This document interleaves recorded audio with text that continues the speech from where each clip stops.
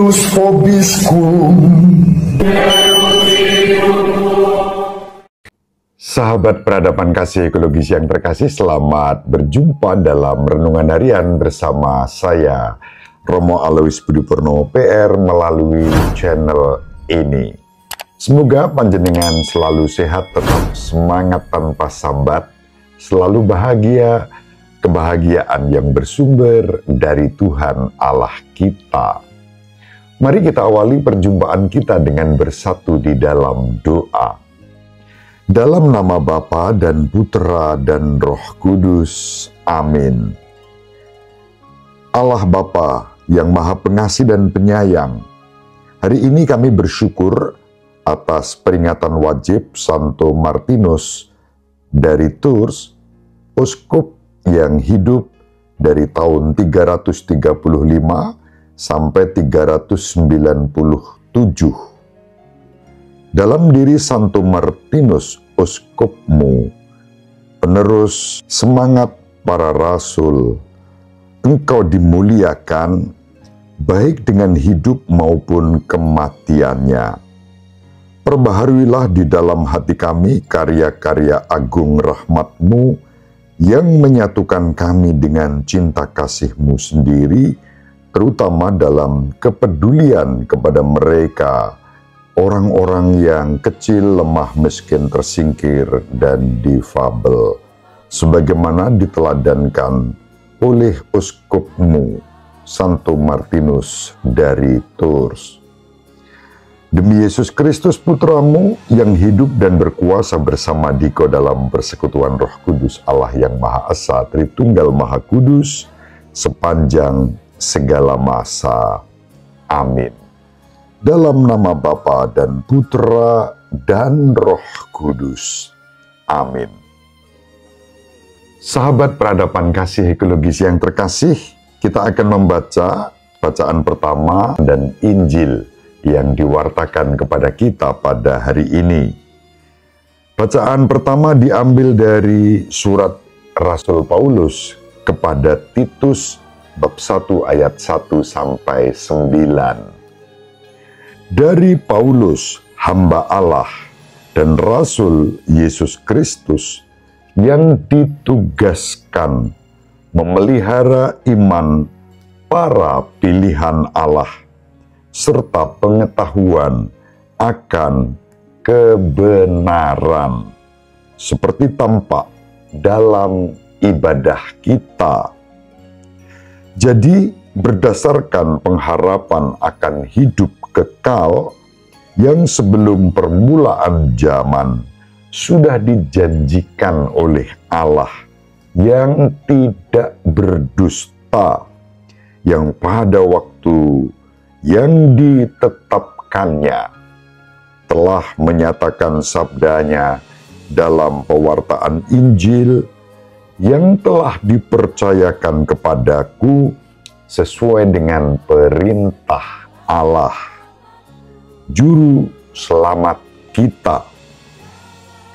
Kepada Titus, anakku yang sejati dalam iman bersama.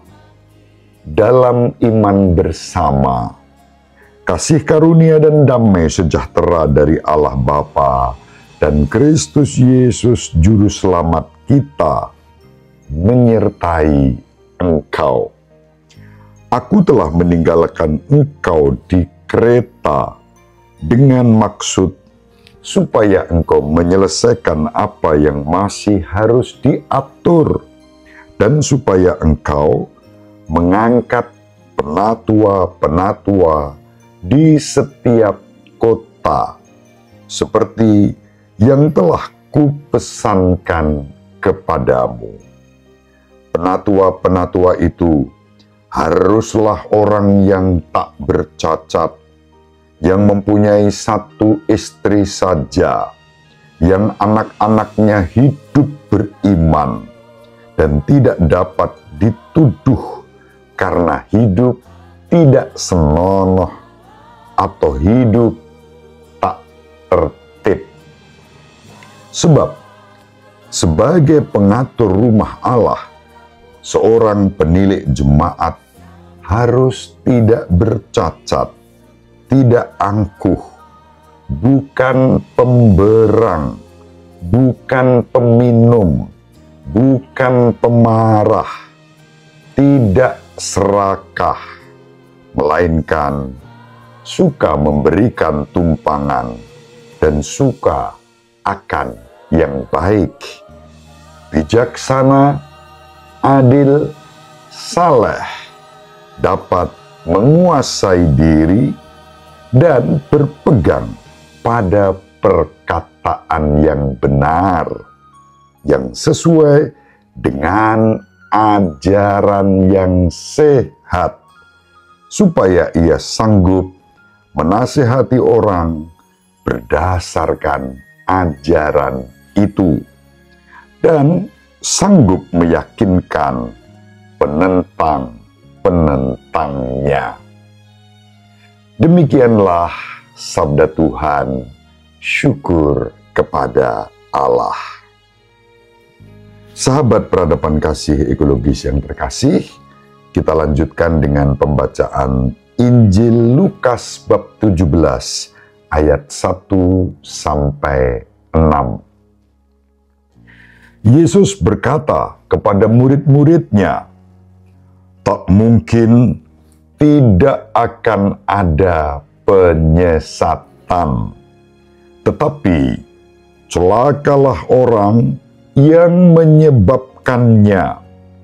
Lebih baik baginya jika sebuah batu kilangan diikatkan pada lehernya, lalu ia dilemparkan ke dalam laut, daripada ia menyesatkan salah seorang yang lemah ini. Jagalah dirimu. Jika saudaramu berbuat dosa, tegurlah dia. Dan jika ia menyesal, ampunilah dia. Bahkan, jika ia berbuat dosa terhadapmu 7 kali sehari, dan 7 kali ia kembali kepadamu dan berkata, 'Aku menyesal,' engkau harus mengampuni dia." Lalu para rasul berkata kepada Tuhan, "Tambahlah iman kami." Tetapi Tuhan menjawab, "Jika kalian memiliki iman sebesar biji sesawi, kalian dapat berkata kepada pohon ara ini, 'Tercabutlah engkau dan tertanamlah di dalam laut,' maka pohon itu akan menurut perintahmu." Demikianlah sabda Tuhan. Terpujilah Kristus.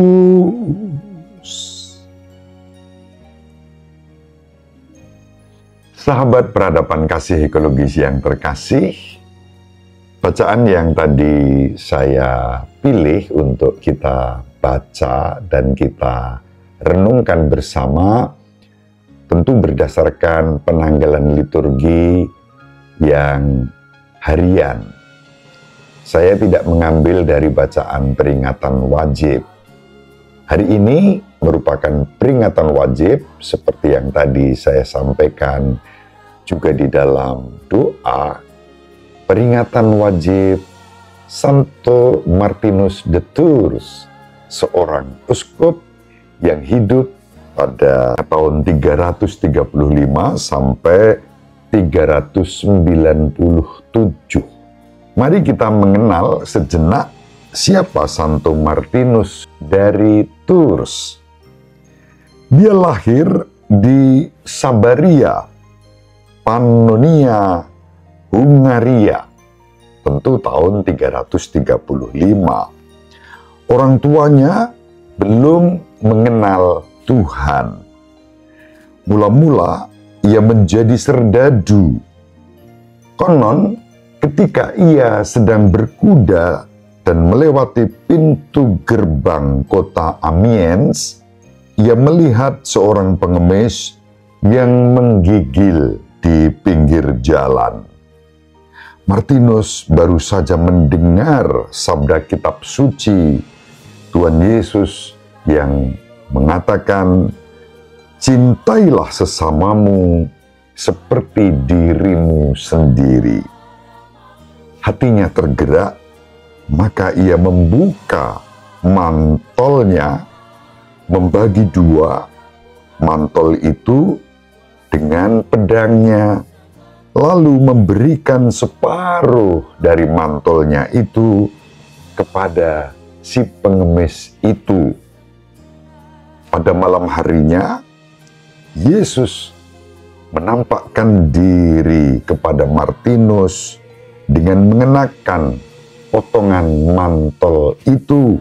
Demikian Martinus mengenali bahwa ternyata dalam diri pengemis itu Yesus hadir, dan dalam kisah itu dikatakan Martinus kemudian mengimani Yesus.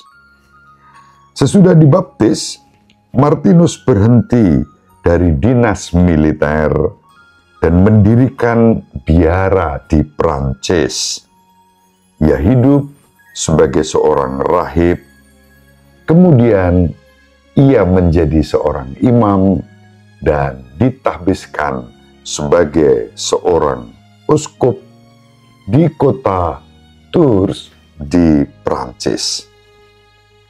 Santo Martinus sangat rajin membina para imamnya dan mengutus mereka sebagai misionaris untuk mewartakan Injil kepada orang-orang miskin.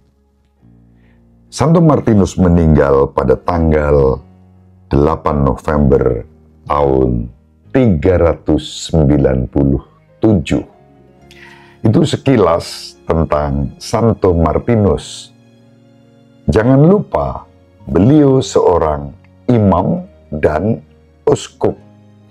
Tradisi imamat dan episkopat, uskup, tentu tidak bisa dilepaskan dari tradisi gereja Katolik Roma dengan Paus yang juga merupakan uskup Roma sebagai primus inter pares dan servus servorum, sebagai pemimpin di antara para uskup dalam kolegialitas rasuli dalam konteks successio apostolica, dan itulah yang dihidupi bahkan sudah sejak abad-abad pertama di dalam gereja kita tercinta.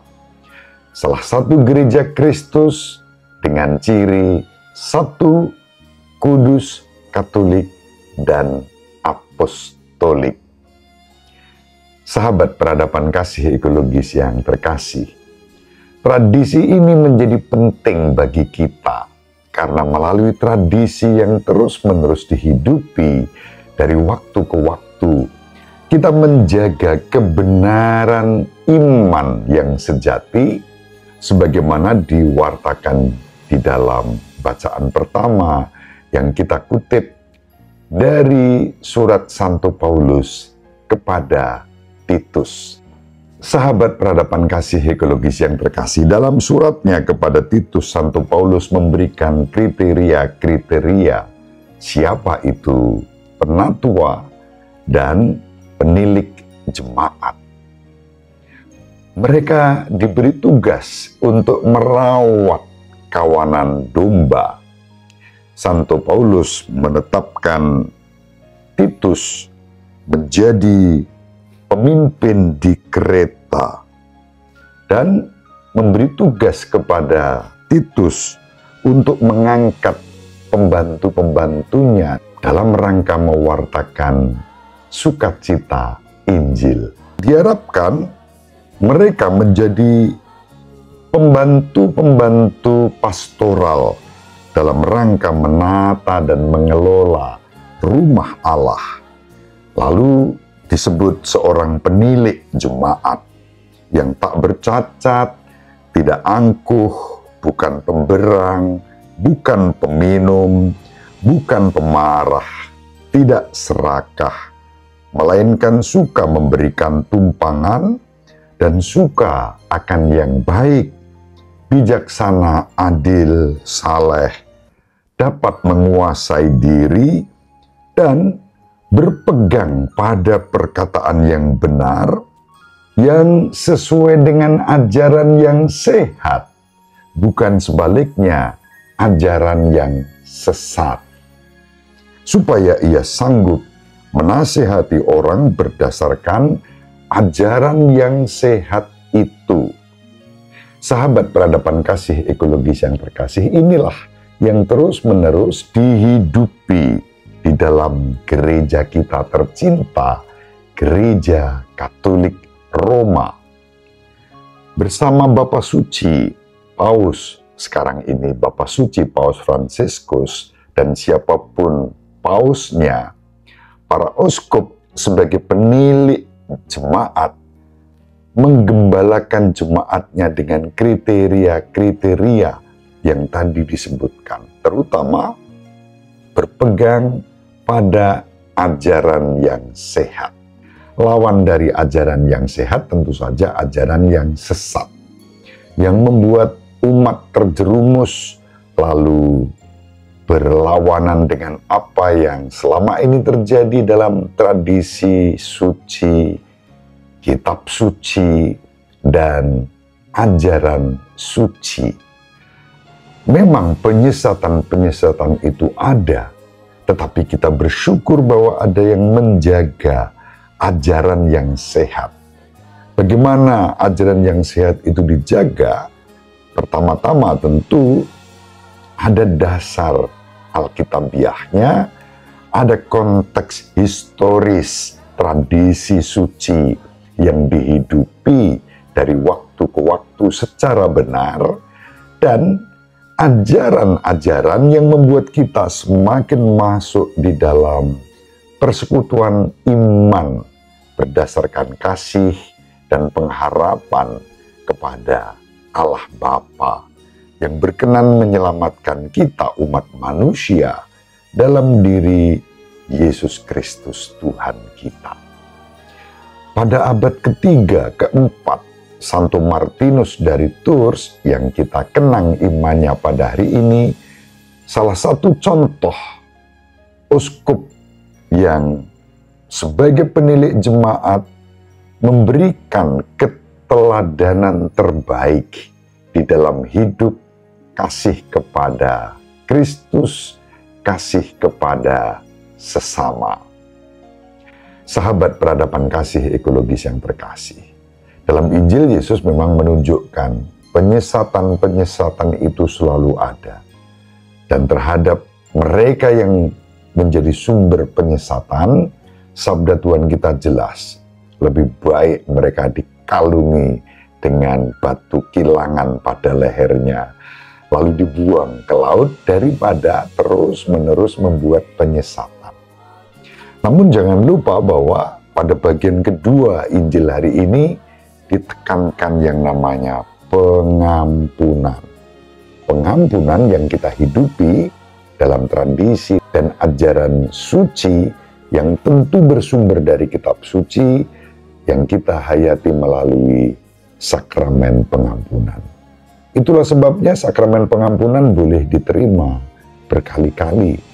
Yesus sendiri bersabda, kalau dalam satu hari 7 kali dia datang menyesal, harus diampuni. Tidak boleh ditolak. Dan tradisi mengampuni itu dilaksanakan oleh para imam.